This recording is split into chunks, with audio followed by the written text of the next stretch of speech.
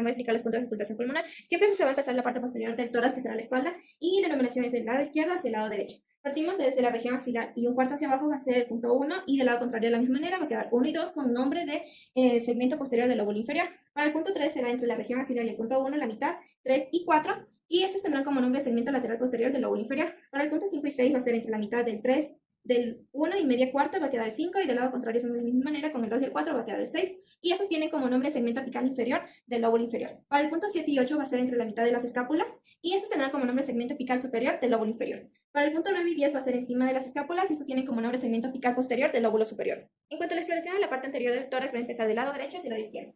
Nuestro paciente va a meter pancita y vamos a palpar lo que sería el borde costal, llegando hacia el punto más inferior, por lo que va a quedar el punto 11 y el 2. Esto tiene como nombre el segmento anterior del lóbulo inferior. Para el punto 3 y 14, en el caso de los hombres va a ser debajo de las tetillas y en el caso de las mujeres va a ser hacia los lados, debajo de la región axilar. Y el punto 13 tendrá como nombre segmento medial o lateral y el punto 14 va a tener como nombre la lígula del lóbulo superior.